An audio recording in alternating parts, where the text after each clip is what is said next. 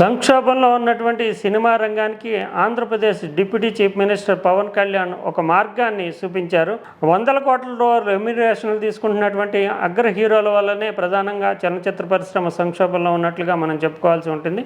అయితే తాము తీసుకున్నటువంటి రెమ్యునరేషన్ సైతము ఆలస్యం అయినటువంటి పరిస్థితుల్లో వాటిని బ్యాక్ ఇవ్వడం అనేటటువంటిది పవన్ కళ్యాణ్ తీసుకున్నటువంటి ఒక నిర్ణయంగా మనం చెప్పాల్సి ఉంటుంది. హరిహర వీరమల్లు చిత్రానికి చాలా సుదీర్ఘ కాలం పట్టడంతో 2020లో మొదలైనటువంటి సినిమా పూర్తి కావడానికి 5 ఏళ్ల కాలం పట్టడంతో సెట్స్ లోనే సినిమా చాలా కాలం పాటు ఉండిపోయింది. దీనివల్ల నిర్మాత పైన అదనపు భారం పడుతుందనే ఉద్దేశంతో తాను తీసుకున్నటువంటి మొత్తాన్ని, అంటే అడ్వాన్స్ గా తీసుకున్నటువంటి పారితోషికాన్ని మొత్తాన్ని కూడా పవన్ కళ్యాణ్ నిర్మాతలకు తిరిగి ఇచ్చేశారు. ఇంతకాలం సినిమా సెట్స్ పైన ఉన్నందున నిర్మాతపై పడ్డ అదనపు భారాన్ని తగ్గించడానికి గాను తాను ఈ నిర్ణయం తీసుకున్నట్లుగా తెలిపారు. ఇది మిగిలినటువంటి అగ్ర హీరోలకి ఒక మార్గదర్శకమైనటువంటి నిర్ణయంగా తెలుగు చలనచిత్ర పరిశ్రమ అభివర్ణిస్తోంది.